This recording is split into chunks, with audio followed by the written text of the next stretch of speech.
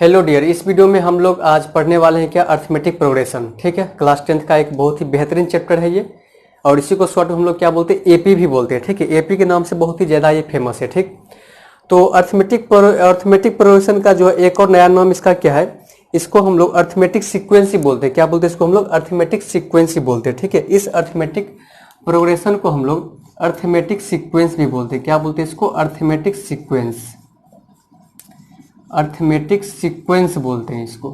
ठीक है, और इसी को जो है शॉर्ट में क्या बोलते हैं, एपी बोलते हैं। ठीक है, फुल फॉर्म पता रहे कि नहीं पता है, लेकिन शॉर्ट में ये नाम सबको पता होता है कि एपी क्लास 10th में एक चैप्टर है, और यही चैप्टर आपको क्लास 11th में भी मिलेगा, और इसी का कुछ पार्ट, ठीक है, सॉरी ऐसा कह सकते हैं कि क्या बोलते हैं कि सीक्वेंस का जो है सिर्फ थोड़ा सा आप यहाँ इंट्रो कहाँ देख रहे हैं, क्लास 10th में देख रहे हैं, लेकिन मेन जो क्वेश्चन है और अच्छा टॉपिक जो कहा क्लास 11th में, इसीलिए यहाँ पर इसको पढ़ना बहुत ही जरूरी होता है। ठीक है, जिसका कि क्लास 11th में जो कोई मैथ कर लेते हैं तब। ठीक है, यहाँ पर हम लोग सबसे पहले एपी को डिस्कस करेंगे, और इस वीडियो में सिर्फ और सिर्फ हम लोग अभी एपी का एक इंट्रोडक्शन देखने वाले हैं। ठीक है, क्या है एपी, कहाँ से आया है एपी, ठीक है, सिर्फ इसको हम लोग यहाँ पर देखने वाले हैं। तो चलिएगा, अर्थमेटिक प्रोग्रेशन को ही हम लोग क्या बोलते हैं, अर्थमेटिक सीक्वेंस बोलते हैं। ठीक, तो यहाँ पर एक नया वर्ड क्या है, सीक्वेंस।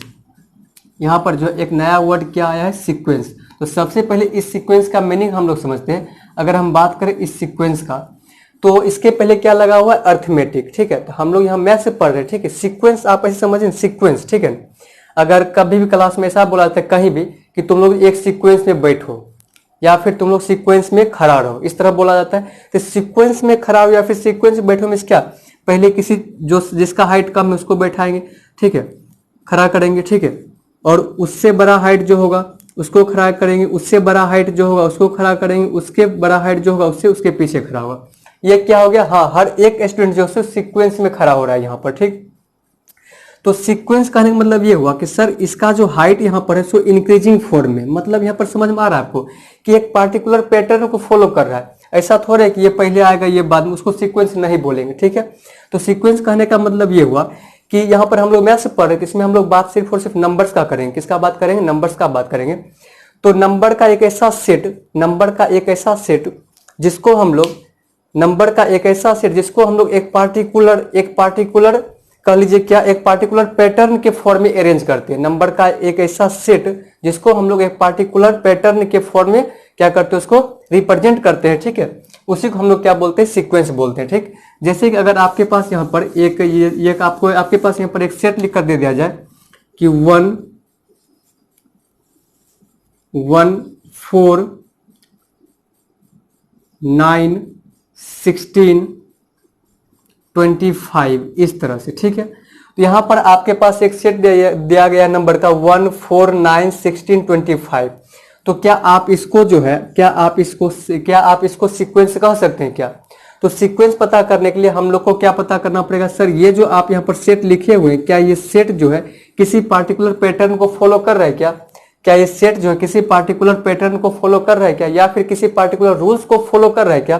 तो उस चीज का पता करने के लिए इसके साथ थोड़ा सा समय बिताना पड़ेगा। ठीक है, अगर हम बात करते हैं 1 का, तो 1 से कुछ आइडिया नहीं लग रहा है। ठीक है, अच्छा अगर हम बात करते हैं इस टर्म का 4 का, सर ये जो हमको लग रहा है क्या 2 का स्क्वायर लग रहा है, और ये हमको 3 का स्क्वायर लग रहा है, और ये 4 का स्क्वायर लग रहा है, और ये 5 का स्क्वायर लग रहा है। तो हाँ सर, ये जो आप यहाँ पर सेट लिखे हुए हैं, ठीक है, 1 4 9 16 25, इसको हम लोग कह सकते हैं क्या है, ये आपका सीक्वेंस है। ये क्या है, सीक्वेंस है। और इसको सीक्वेंस क्यों बोल रहे सर, इसका हर टर्म के पीछे जो है एक पार्टिकुलर क्या है, पैटर्न है। इसके हर एक टर्म के पीछे क्या पार्टिकुलर पैटर्न को ये फॉलो कर रहा है, ये पूरा सेट। कहने का मतलब ये हुआ, ये जो 1 है सो 1 का स्क्वायर, ये 2, ये 4 कहां से आया, 2 के स्क्वायर करने से, 9 कहां से आया, 3 के स्क्वायर करने से, 16 कहां से आया, 4 के स्क्वायर करने से, 25 कहां से आया, 5 के स्क्वायर करने से। ठीक है, मतलब ये पूरा सेट जो है सो एक पार्टिकुलर पैटर्न को फॉलो कर रहा है, that is called sequence, that is called sequence. अब हम लोग आगे सीक्वेंस का और भी देख लेते हैं क्या। सीक्वेंस भी 2 टाइप का होता है। ठीक है, एक होता है आपका फाइनाइट सीक्वेंस, एक क्या होता है आपका फाइनाइट सीक्वेंस, और दूसरा क्या होता है आपका इनफाइनाइट सीक्वेंस। एक होता है आपका फाइनाइट सीक्वेंस और एक होता है आपका इनफाइनाइट सीक्वेंस। अगर हम बात करते हैं फाइनाइट सीक्वेंस का, तो इसमें जो है, इसमें लास्ट टर्म आपको दिखेगा, इसमें आपको लास्ट टर्म, और हाँ देखिएगा यहाँ पर हर एक ये जो आपको स्टेप दिख रहा है 1 4 9, इसमें हर एक को क्या बोलते हैं, टर्म बोलते हैं, ठीक है, क्या बोलते हैं, टर्म। ये हो गया first term, second term, third term, fourth term, fifth term, इसको हम लोग क्या बोलते हैं, टर्म बोलते हैं, ठीक। तो फाइनाइट सीक्वेंस में क्या होगा आपको, अगर हम यहाँ पर लिखें कि 2 2 4 6 8 10, 2 4 6 8 10, सबसे पहली बात ये आपका सीक्वेंस है कि नहीं, हाँ सर सीक्वेंस है। कैसे, यहाँ पर ये 2 है, इस 2 में 2 ऐड कर दिए तो 4 आया, 4 में फिर 2 ऐड किए तो 6 आया, 6 में 2 ऐड किए तो 8 आया, 8 में 2 ऐड किए तो 10 आया। ये सर एक पार्टिकुलर पैटर्न को फॉलो कर, दैट इज कॉल्ड सीक्वेंस। अब यहाँ पर जो है first term, second term, third term, fourth और first, second, third, fourth, fifth term, इसका जो लास्ट टर्म, इसके 10 के बाद कुछ भी लिखा हुआ नहीं है, इसका मतलब इसमें सर 5 को टर्म है, ठीक है, that is called finite sequence. अच्छा, इनफाइनाइट में क्या हुआ, इनफाइनाइट बस लिखते जाएंगे, ठीक है, अगर लिखते हैं 1 3 5 7 9, उसके बाद डॉट डॉट डॉट डॉट लिख के छोड़ दिए, मतलब आगे वो चलते रहेगा, ठीक है। क्या ये सीक्वेंस है, तो यहाँ पर चेक कर लेते हैं सीक्वेंस कैसे होगा। 1 के बाद 3 आया, +2 ऐड हुआ, +2 ऐड हुआ, +2 ऐड हुआ, +2 ऐड हुआ, दैट इज कॉल्ड सीक्वेंस, ठीक है। बिकॉज ये जो है आपका पार्टिकुलर पैटर्न को फॉलो कर रहा है। और ये किस टाइप का सीक्वेंस है आपका, इनफाइनाइट सीक्वेंस है। क्यों इनफाइनाइट सीक्वेंस है, इसका लास्ट टर्म का पते नहीं है, ठीक है, ये बस चलते जा रहे चलते जा रहे, कहां तक जाएगा उसका अता पता कुछ भी नहीं है, इसलिए हम लोग इसको क्या बोलते हैं, इनफाइनाइट सीक्वेंस, इसको क्या बोलते हैं, फाइनाइट सीक्वेंस। अब देखिएगा कि सर अरिथमेटिक प्रोग्रेशन हो या फिर अरिथमेटिक सीक्वेंस हो या फिर सीक्वेंस हो, इसको पढ़ने से फायदा क्या हुआ। आपके पास कभी भी, ठीक है, अभी तक में कभी भी आपके पास इस टाइप का क्वेश्चन मिलता होगा कि चलो बताओ, यहाँ पर 2 लिखे हुए हैं, यहाँ पर 6 लिखे हुए हैं, यहाँ पर 2 लिखे हुए, 6 लिखे हुए, 18 लिखे हुए, 54 लिखे हुए, और बताओ कि यहाँ पर क्या होगा, यहाँ पर क्या होगा। अगर आपको सीक्वेंस का नॉलेज है ही नहीं, अगर आपको सीक्वेंस का नॉलेज है ही नहीं कि सीक्वेंस जो होता है वो किसी पार्टिकुलर पैटर्न को फॉलो करता है, तो फिर आप इसका आंसर नहीं दे सकते, ठीक है। देखिएगा ये एक पार्टिकुलर पैटर्न को फॉलो कर रहा है, कैसे, 2 3 जा 6, 6 3 जा 18, 18 3 जा हो रहा है 9 54, और 54 3 जा कर देंगे तो यहाँ पर आपको ये क्या मिल जाएगा, 162 मिलेगा, दैट इज कॉल्ड सीक्वेंस। यहाँ पर भी एक पार्टिकुलर पैटर्न कह लीजिए या फिर कोई एक सम रूल, कोई भी एक पार्टिकुलर रूल कह लीजिए, उसका यहाँ पर फॉलो हो रहा है, 2 6 18 54 162 is called sequence, form of example of sequence आप कह सकते हैं, ठीक। तो इस तरह से हम लोग अभी तक में क्या जाने कि सीक्वेंस क्या होता है, ठीक है। आप इसका डेफिनेशन लिख सकते हैं, a number is a set of number is set to sequence if they are follow some particular pattern और सम पार्टिकुलर रूल्स, ठीक है। तो उसको हम लोग क्या बोलते हैं, सीक्वेंस बोलते हैं। अब यहाँ पर एक और वर्ड आता है आपके सामने, क्या पर कहीं कहीं आपको लिखा हुआ मिलेगा सीरीज, सीक्वेंस एंड सीरीज, इस तरह से। तो कभी भी आप इसको दोनों वर्ड को एक मत समझिएगा, दोनों बहुत अलग अलग है, ठीक है। इसको बोलते हैं सीक्वेंस। अब बात करते हैं किसका, सीरीज का, ठीक है। अब हम लोग बात करते हैं किसका, सीरीज का, चलिएगा। अब हम लोग बात करते हैं सीरीज का, इसी के जस्ट बगल में, ठीक है।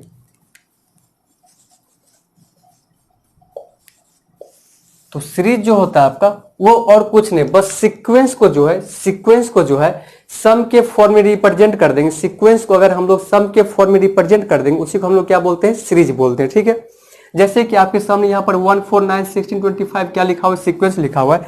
अगर इसी चीज को हम लोग 1 + 4 + 9 + 16 + 25 बिल्कुल ऐसे लिख देंगे, इसको अब जाकर के हम लोग क्या बोलेंगे, सीक्वेंस नहीं करके क्या कहेंगे, सीरीज कहेंगे, ठीक है। जैसा कि दूसरा अगर हम यहाँ पर लिखा हुआ 2 4 6 8 10 लिखा हुआ है, इसी को अगर हम लोग लिखते हैं 2 + 4 + 6 + 8 + 10, इसको हम लोग क्या बोलेंगे, सीरीज बोलेंगे, सीक्वेंस नहीं बोलेंगे। अब क्या बोलेंगे, इसको सीरीज बोलेंगे, ठीक।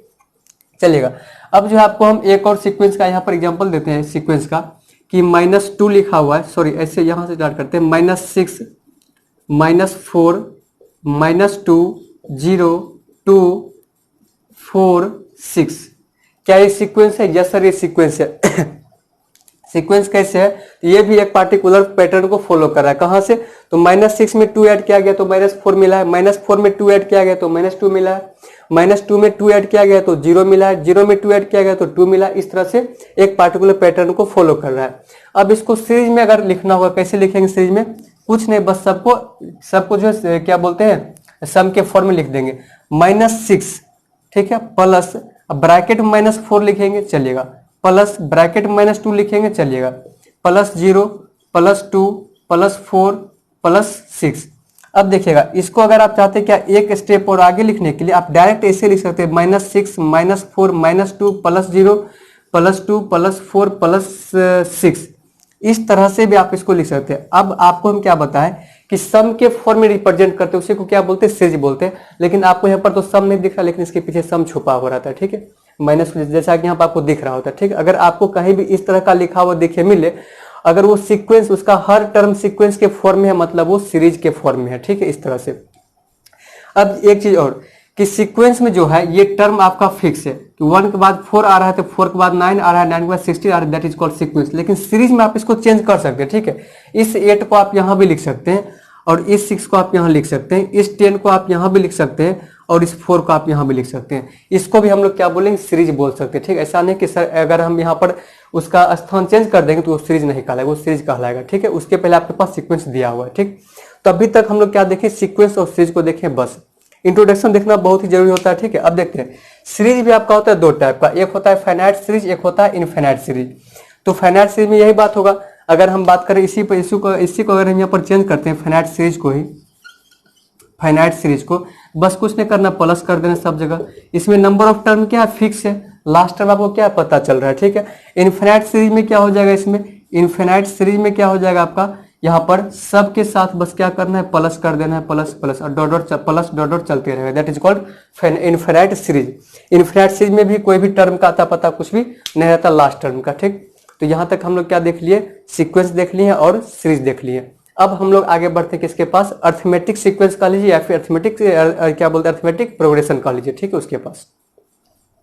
चलिएगा, सबसे पहले जो हम लोग यहाँ पर एक चीज रह गया था क्या, सीक्वेंस का भी टाइप्स पढ़ने के लिए, ठीक है। तो सीक्वेंस को हम लोग बेसिकली जो डिवाइड किए हुए हैं, ठीक है, सो 4 टाइप में। एक हम लोग पढ़ते क्या, अर्थमेटिक सीक्वेंस, कहाँ, क्लास 10th में। अर्थमेटिक सीक्वेंस पढ़ते कहाँ, क्लास 10th में, अर्थमेटिक सीक्वेंस। सेकेंड एक होता है ज्योमेट्रिक सीक्वेंस, एक क्या होता है आपका, ज्योमेट्रिक सीक्वेंस होता है। नंबर थर्ड एक क्या होता है आपका, हार्मोनिक सीक्वेंस, ये सब पढ़ते हैं हम लोग क्लास 11th में, ठीक है। एक क्या होता है आपका हार्मोनिक सीक्वेंस, ठीक है। नंबर 4 एक क्या होता है आपका फाइबोनेसी कह लीजिए या फिर फाइबोनेकी सीक्वेंस या फिर नंबर्स, ठीक है। एक क्या होता है आपका फाइबोनेकी नंबर्स, ये भी सीक्वेंस के अंदर ही आता है। ये 4 टाइप का आपका क्या होता है, सीक्वेंस होता है, जिसमें कि सबसे पहले हम लोग क्या पढ़ेंगे, अर्थमेटिक सीक्वेंस या फिर अर्थमेटिक प्रोग्रेशन का क्लास 10th में। और इधर जो है ये तीनों आपको कहाँ पढ़ना होता है, क्लास 11th में। बट यहाँ पर जो है हम लोग लास्ट में जाकर के जब ये चैप्टर खत्म कर लेंगे तब जाकर के इस तीनों का सिर्फ और सिर्फ क्या देख लेंगे, यहाँ पर इंट्रोडक्शन देख लेंगे, ताकि आपको क्लास 11th में समझने में उतना दिक्कत ना हो, ठीक है। तो अब जाकर हम लोग स्टार्ट क्या करते हैं, अर्थमेटिक प्रोग्रेशन को।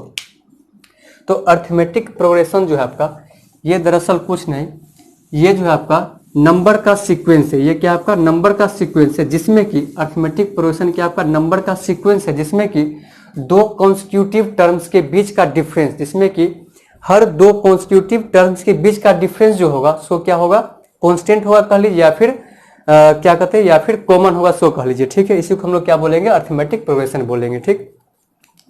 अगर इसको हम लोग डिफाइन करें तो क्या लिखेंगे, an arithmetic progression, an arithmetic progression, an arithmetic progression is a sequence of numbers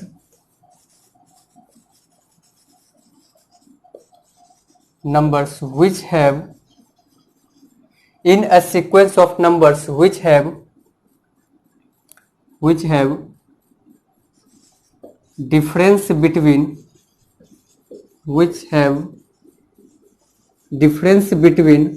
two consecutive